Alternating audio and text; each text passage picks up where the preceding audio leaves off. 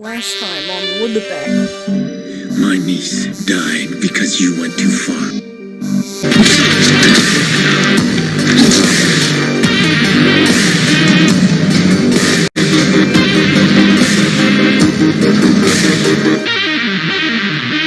Welcome to the second episode of Watch Dogs Explained by a Kid. Currently we're doing the first Act 2 mission. Hold on, kiddo.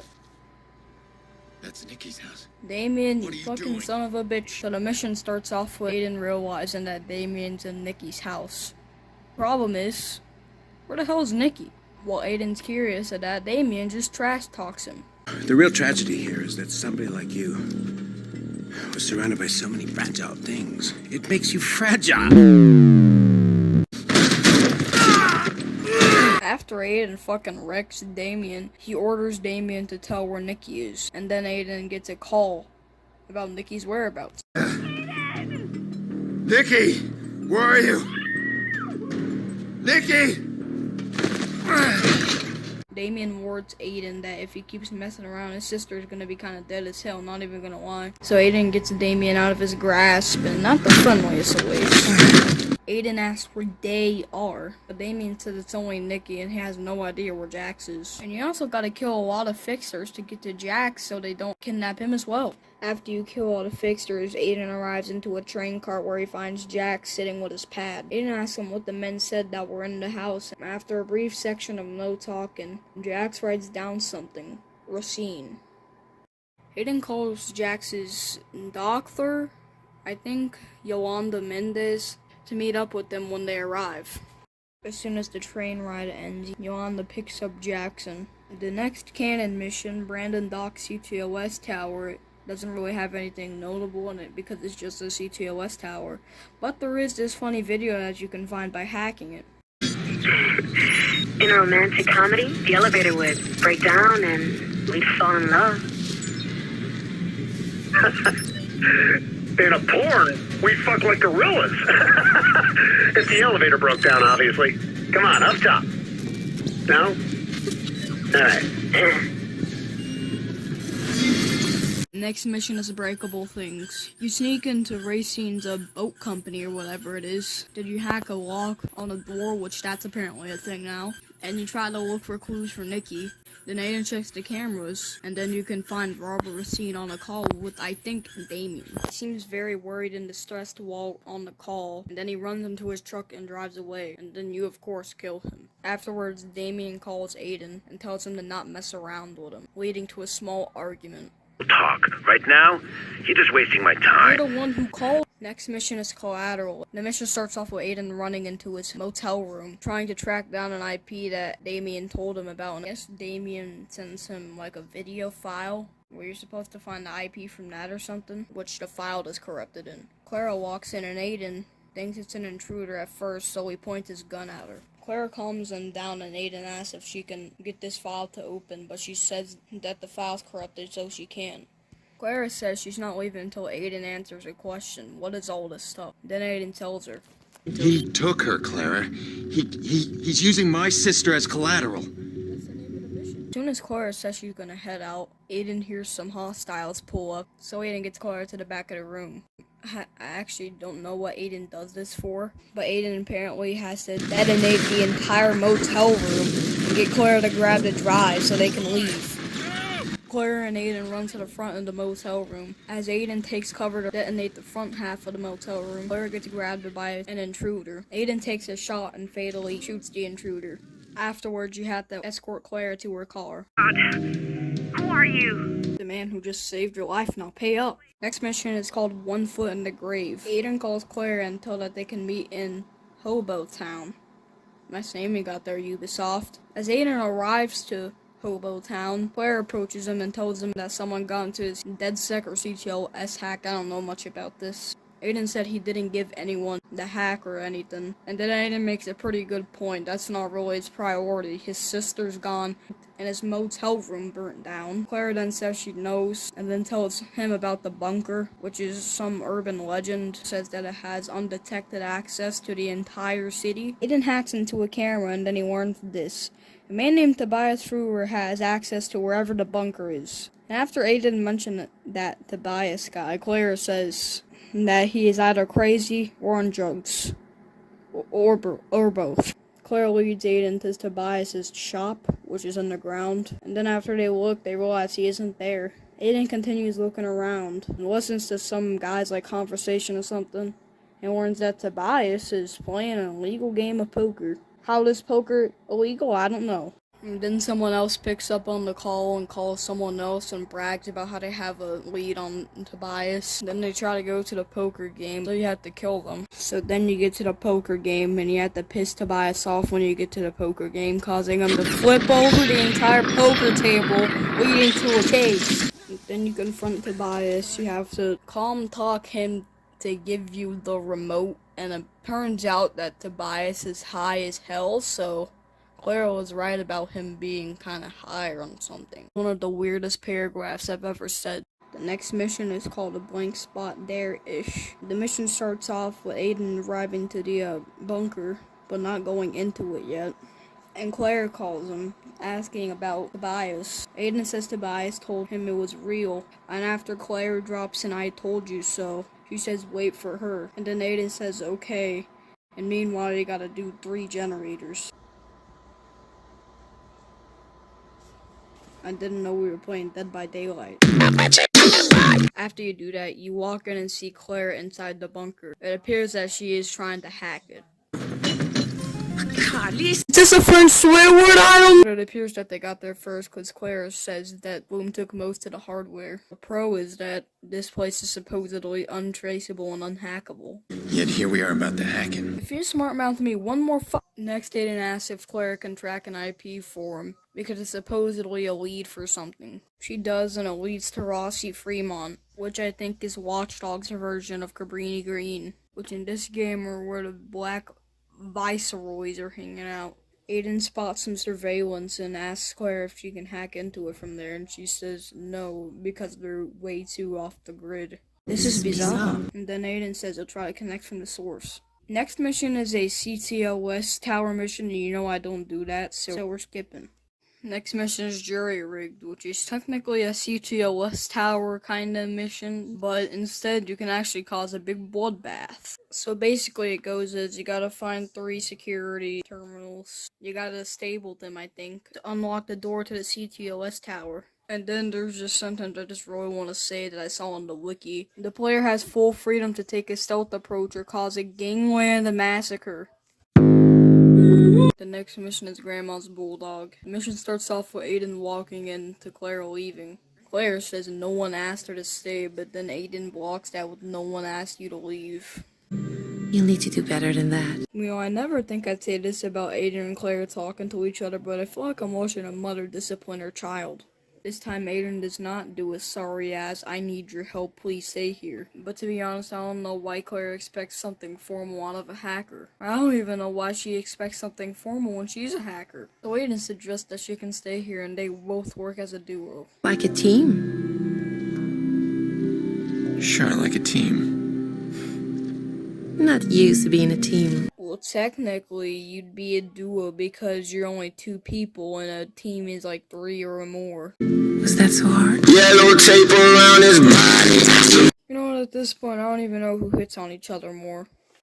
Then Aiden and Claire hack into the Rossi Fremont cameras. What they hear inside confirms Aiden's suspicions that they aren't a typical street gang. You can also see a man getting his brains bashed in with a goddamn suitcase. And then Aiden chooses the quote-unquote fat kid Bedbug to go in for him. Aiden also says that Bedbug is 1 mistake away from a bullet, and he said once he makes that mistake, he's going to record it, so that technically means Aiden's about to record an ISIS execution. And then after the mission, Damien calls and torments you once again.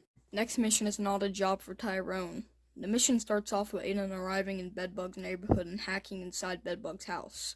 I'm guessing there's like a camera that Bedbug has set up, but anyway, Aiden oversees him talking to his grandmother. Bedbug leaves and Aiden starts to hack into his calls and finds out that he's on the phone with like fellow members. Eventually, Aiden connects the dots and finds out that Bedbug isn't really that loyal to Iraq. Bedbug makes a stop at a Viceroy-controlled alleyway, which puts the stealth part in the mission. Then Bedbug receives a call from someone named Rabbit. And then Aiden eavesdrops on the conversation. Rabbit continuously warns Bedbug that Iraq intends to kill him after receiving his, dough. But then Bedbug just replies with pulling out a gun.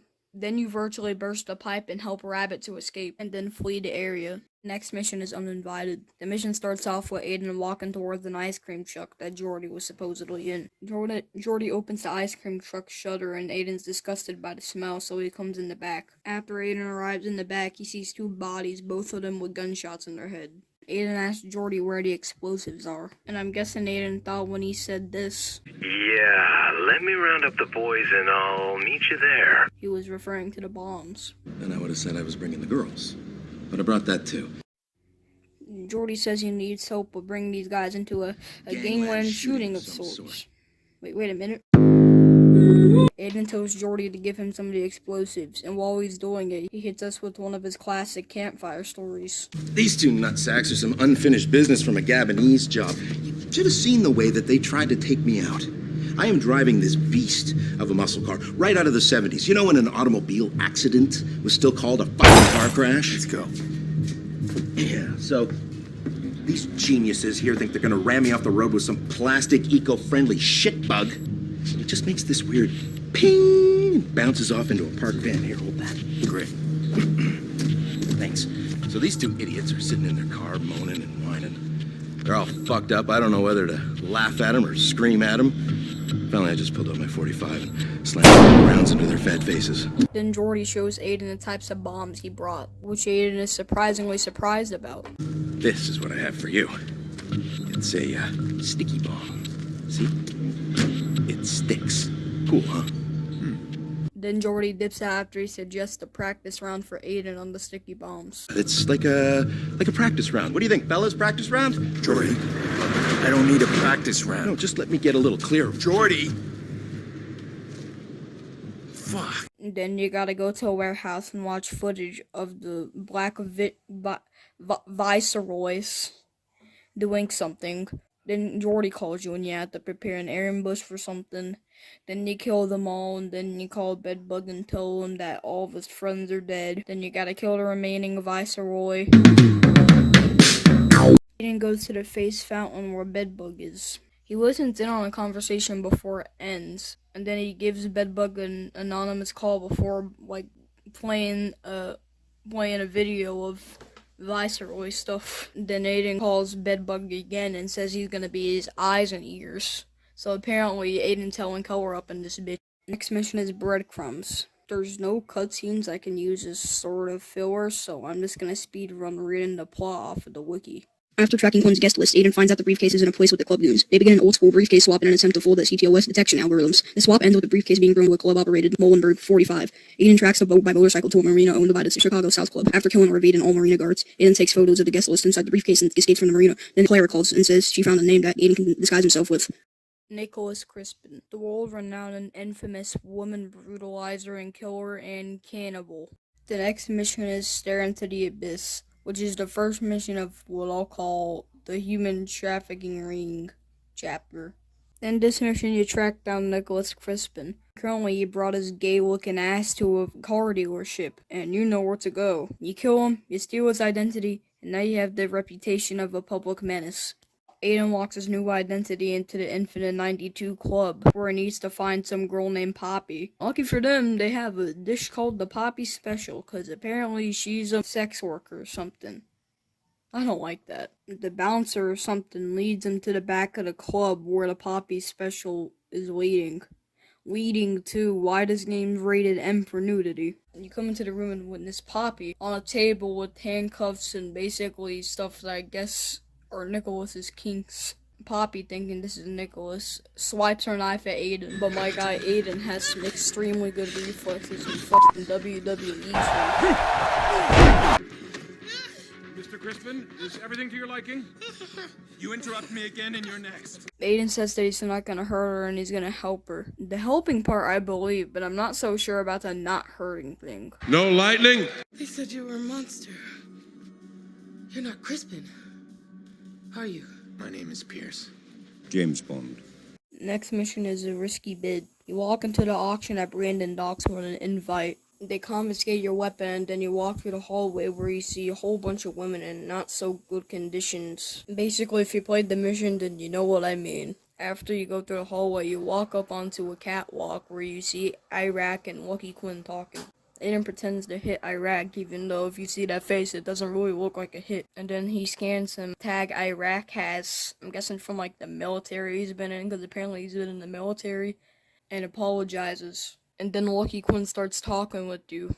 I know it's gonna be offensive to say this while watching a human trafficking auction, but I can't help to think that Aiden's getting an erection under his green jeans he has. Poppy walks through a door and Aiden gets close to her and hugs her to scan a tracker on the back of her neck. Then you have to escape the auction, but while you're escaping, a guard comes up to you and WWE's you through a floor, which obviously leads to you being caught and you have to go through a shootout, blah blah, etc. And force her attack.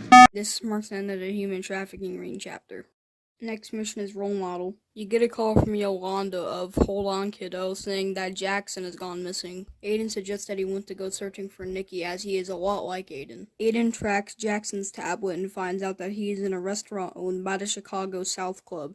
Aiden gets there and sees a bunch of enemy cars headed towards the building. Aiden of course kills them all, but I think while he was killing them, he forgot that Jax was in the building, because he realizes that he killed all the people in front of Jax, making him even more traumatized, which is actually kind of tragic. Aiden leaves with Jax, painting a picture in Jax's eyes as a cold-blooded killer. Aiden arrives at what I'm guessing Yolanda's house, and apologizes to Jax of what he's put him in. Aiden keeps persuading him that there's a reason he did it, which leads to Jax to talk to Aiden for the first time in the entire game. I'm like the healer.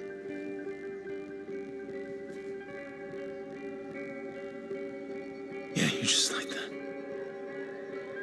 Except that's just a game.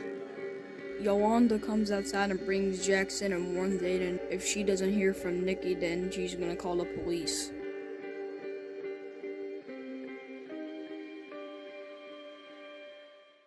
Next mission is planting a bug. Once again, there's not really that much gameplay except for an ending cutscene, which I will use. So again, I'm gonna read the plot off the wiki, but this time I won't speedrun it, I'll animate it. After saving Jackson, Aiden calls Bedbug and tells him that the time has come.